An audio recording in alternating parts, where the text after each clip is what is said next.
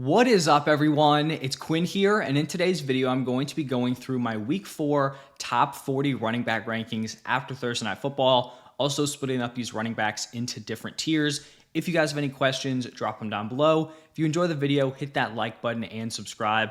But let's just dive right into it here, starting off with my top 4 running backs. These are just the proven studs early on in the season. Saquon Barkley going up against the Buccaneers, which is looking like a nice matchup through 3 weeks. We have Breece Hall going up against the Broncos. Hasn't necessarily been as elite as I was expecting, but the usage is fine. This offense looks good. I do think bigger games are coming. Bijan Robinson going up against the Saints, and then Alvin Kamara going up against the Falcons. I noticed there were some comments talking about Bijan Robinson in my last rankings video, saying that he's basically just being ranked this high because that's where he was drafted, like that's where he was coming into the season. And I know he hasn't performed to a level to be in tier 1 here, but we look at the usage.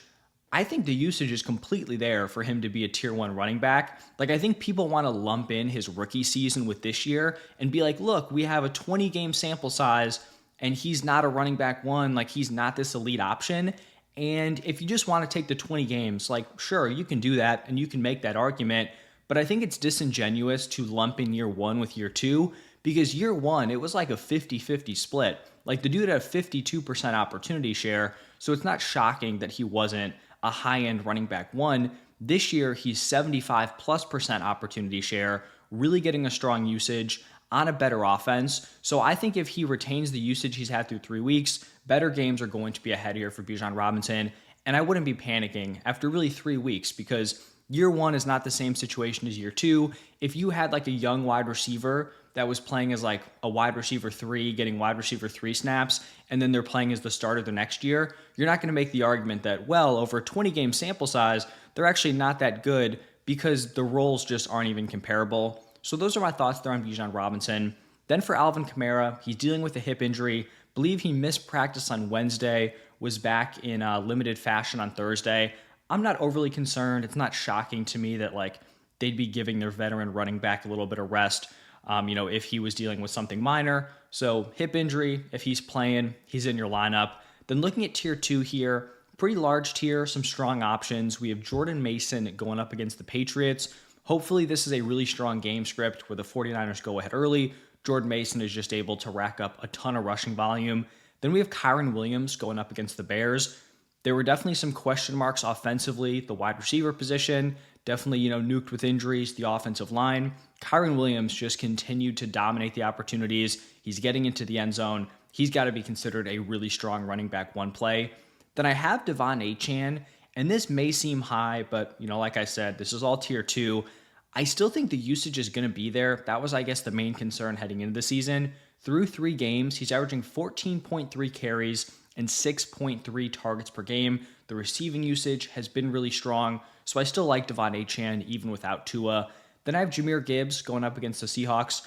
Just been a solid option through 3 weeks. Hasn't had a crazy high ceiling, but I do think he's a little bit more of the safer option, the higher floor play over David Montgomery, because he's not quite as touchdown dependent. Then I have James Conner in a great matchup going up against the Commanders here. Had a really, really tough matchup in week 3, getting a nice bounce back here in week 4. Then I have JT, who doesn't have quite as friendly as a matchup going up against the Steelers here. It's tough, but JT is still going to dominate the usage. Even with the Colts offense struggling, he still managed to put together some solid games. Then I have Derrick Henry going up against the Bills, coming off a smash game against the Cowboys. Once again, just like Jonathan Taylor, not as great of a matchup here just due to the game script. Like, I think the Ravens are 2.5, 3-point favorites here. So maybe they go ahead early and they're just able to pound the rock with Derrick Henry. But this could also be a spot where they're trailing early on and it's more of a Justice Hill game script. Either way, Derrick Henry's still locked in your lineup in like your normal size leagues. But, I don't think it's as great of a spot as he was in last week. I mean, even hindsight with the Cowboys there with that run defense, but they did get shredded in week 2 also. Then I have James Cook going up against the Ravens. He's been really solid. I think he should be considered a running back 1 rest of season. It is a fairly tough matchup here. The Ravens have allowed the 5th fewest points per game to the running back position. And then the final guy in this tier, Aaron Jones, he has just been a monster hit through 3 weeks here. This Vikings offense looks good. He's getting solid usage on the ground. He's been efficient. He's very involved as a pass catcher. So just an all-around very strong start here for Aaron Jones. Now shifting into tier 3, got to start off this tier with Zach Moss. Obviously not like the biggest name guy. He's not overly proven, but the usage on a very good offense has been very strong. 76% snap share in week 3, 71% route participation. He had 18 opportunities, 12 carries, 6 targets. It's good to know that he's fairly game script proof, where if they go ahead, he can rack up a ton of carries. If they're trailing, it's not like this pivots to a Chase Brown game script. He's still going to be involved as a pass catcher. I like the matchup here against the Panthers, so I do think he's a high-end RB2 at this point. Then I have Josh Jacobs going up against the Vikings. This is going to be assuming that Jordan Love is back. Seems like it is trending in that direction. And Josh Jacobs has been pretty solid on the ground. He just has not hit in the touchdown department, and he has not hit as a pass catcher. Not sure if Jordan Love coming back is going to upgrade his receiving usage, but I do think the efficiency is going to be there, and he will have that touchdown upside. Then I have Brian Robinson Jr., who I think is a really strong play this week. Eckler is going to miss with a concussion, which means that Brian Robinson Jr. could be stepping into like workhorse territory. He still has like the red flag of Jaden Daniels kind of vulturing on the goal line, but I think he is a very strong play this week.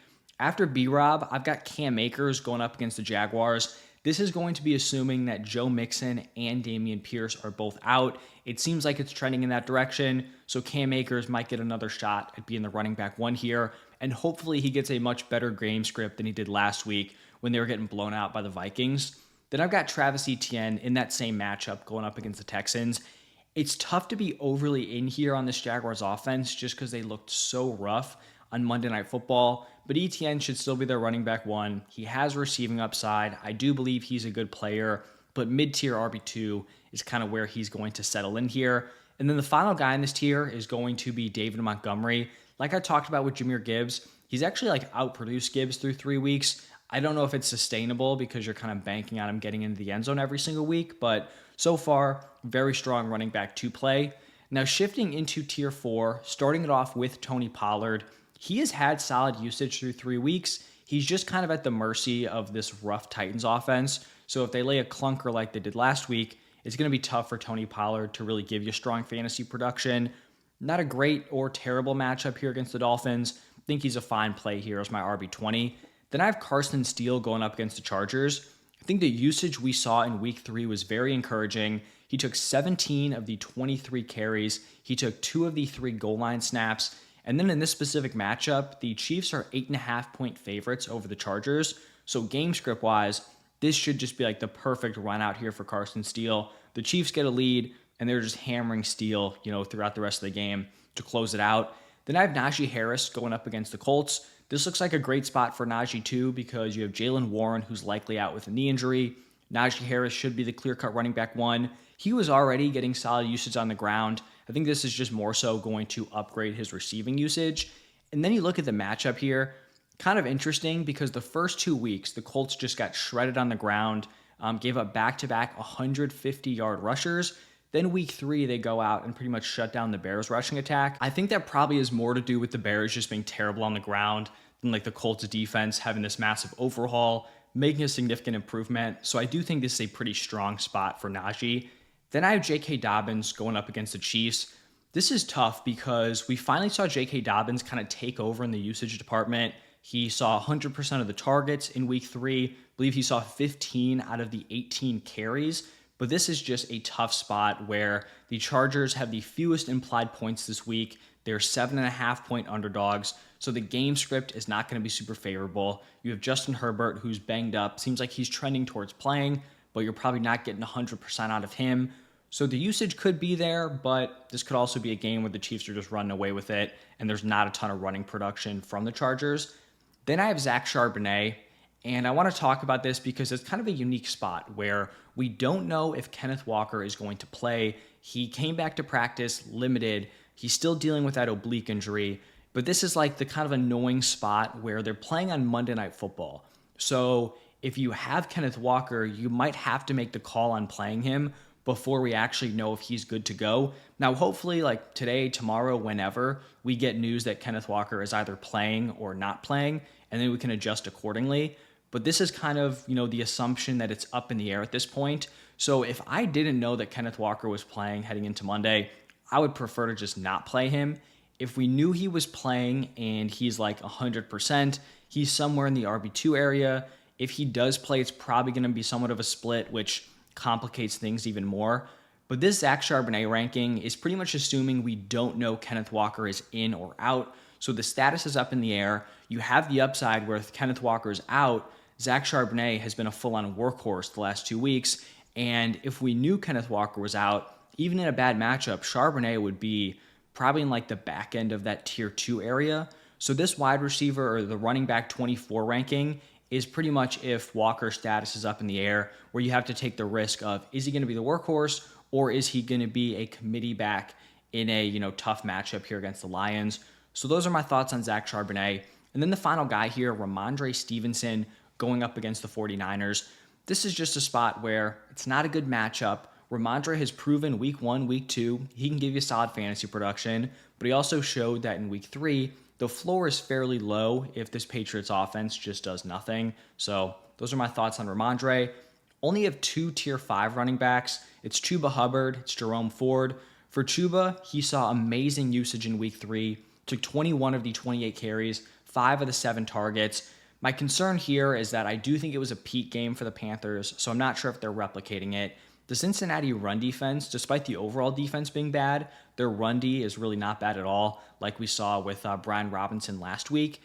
And then I also think there's a possibility here where if they're trailing, I think some of the usage might shift over to Miles Sanders, who even in a game where they were dominating last week, led the running back room in routes. And then the other guy here, Jerome Ford, he's dealing with a knee injury.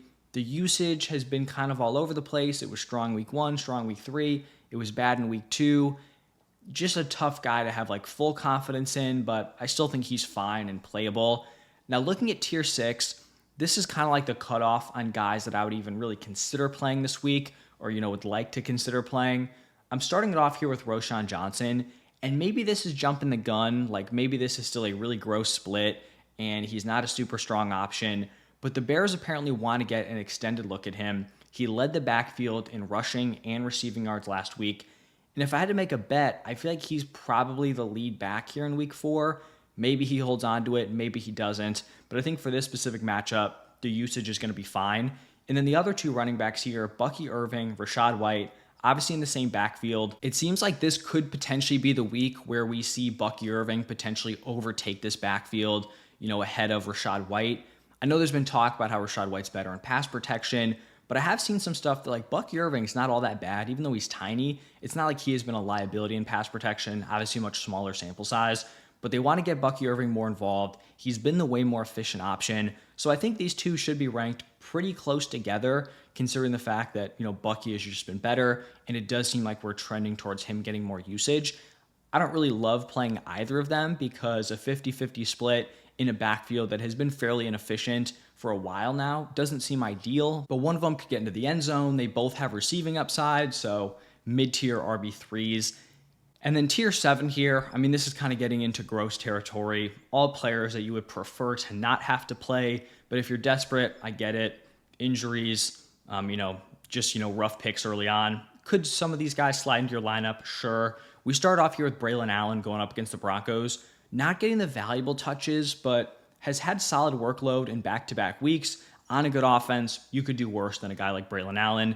Then I have Samaje Perine, Chiefs running back 2 at this point. I don't see Kareem Hunt playing a massive role. I feel like if they wanted Kareem Hunt over Samaje Perine, they could have just signed him heading into the season instead of signing Samaje. So I still think he's going to be the running back 2 there. Solid matchup against the Chargers. Then I have Javonte Williams, and I have all 3 Broncos running backs in this tier. Javonte, Jaleel McLaughlin, Tyler Beatty.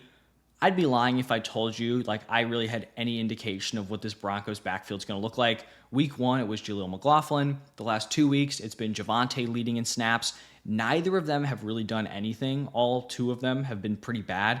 Tyler Beatty comes out of nowhere and leads the team in rushing in week 3. So maybe he goes out. He's the lead back. Is it possible? Sure.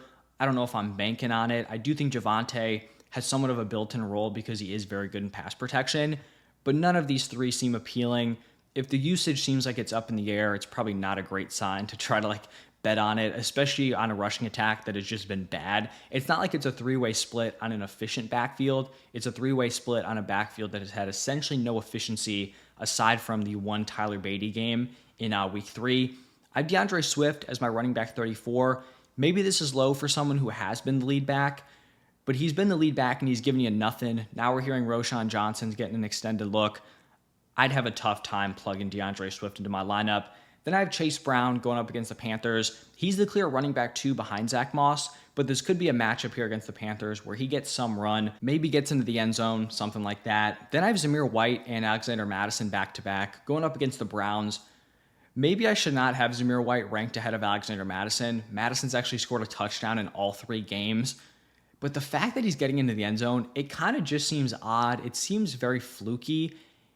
But they are kind of going to him near the goal line in the red zone, which is weird because it seemed like they wanted to have this identity of like this tough, running team. Zamir White would seemingly be that guy, and it just hasn't happened.